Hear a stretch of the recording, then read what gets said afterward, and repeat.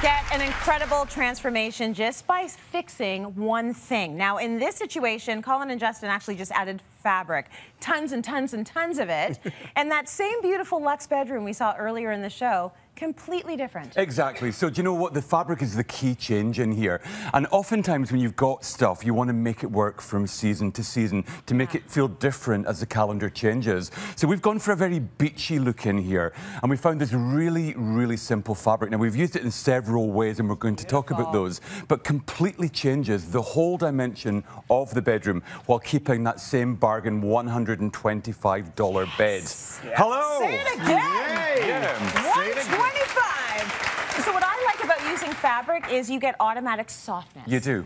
You know, we see that all the Absolutely. time in drapery, but you see it everywhere here. It's beautiful. Well, exactly. And actually, draping fabric over the top of the bed like a canopy is so easy to do. And imagine if you've got a light above, you're going to be beautifully diffused lying here. So you're going to be lying here in your bikini going, come and get me, honey.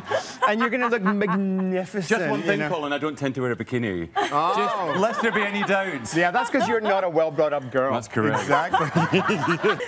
Stripes, you know, for me, it feels like the beach. It feels like Cape Cod. It feels escapist. The fabric was from IKEA, so not hugely expensive. Good. And this is no sew. You know, if you're not good at sewing, if you're hopeless at all that kind of thing, don't worry. We just use pinking shears, little pinking scissors, cut all the fabric to size, and then we stapled it in place with an upholstery stapler. You know, so you can be as loose as you like at the back. It doesn't really matter. But I think it's a nice little touch if you just flip the fabric up at the front, so you get that looped canopy, and then staple it across the top. And it's going to give you a straight edge. So even if you can't cut straight, you can fix it in the fixing. Exactly. The audience are like, oh, that's me. Yeah, no sew, and it looks completely beautiful. It's a It looks like no-sew solution. A finished hem. That's great. Now, over and above the bed, Tracy, we also used the fabric on the nightstands. Now, these were so incredibly easy to do. We measured the width, we hemmed them, and then we did the same in two directions. So one sheath goes over that way, and then another sheath goes over that way to give that crossover section. Now, obviously, in the wonderful world of television, we have to do things really quickly. So if you lift that hem there, Tracy, you'll see that we've actually held it with tape.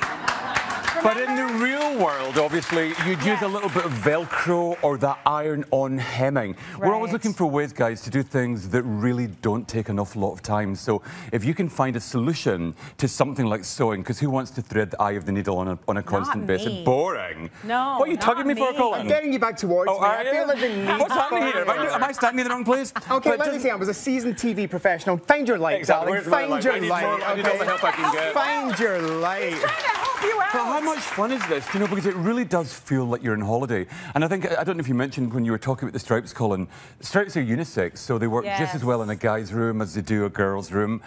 They don't challenge, they really work and they last. You know, you look back to the last 30 or 40 years of interior design, particularly across North America, stripes are really big news and they remain bang on trend from season to season. Always a stripe and decor, fashion. I know. You know what? We are always doing stripes. You got it going on. Exactly. Now, I like what's happening here on the bed as well. Here's a little fact that we've talked about on the show before. When you get up in the morning, even though I'm very big about making the bed right away, you're actually supposed to let it sit for a while because you sweat a lot.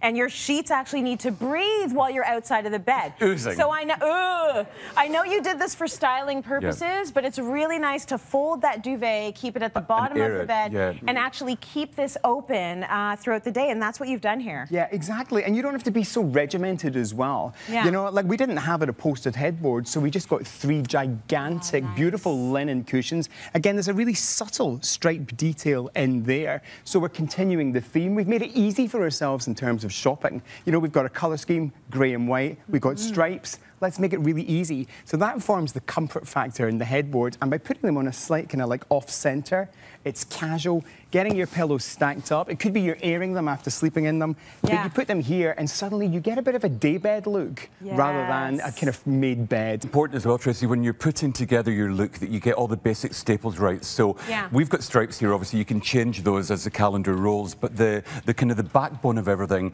is slightly off-white linen. And we use that all the time. We tend to avoid pristine white because it can be a bit difficult to care for. But this very, very slightly soft bone shade or a creamy shade works really well. For me, it's all about being casual, and it's all about being less regimented than in days gone by, because for the longest time, designers across the world would stack pillows up like the Eiffel Tower in a bed. Yeah. Sometimes you saw so many pillows and cushions, you think, where do I actually lie? Where do I sleep? I'm just going to give up. I think so. So I think a little bit of deconstruction really helps the look feel much, much more comfortable. What's nice about this is this is actually a styling lesson, and everyone has a different way of doing things. We've had very controversial conversations on this show about how to stack those pillows. So I actually like the stacking like this. Of course.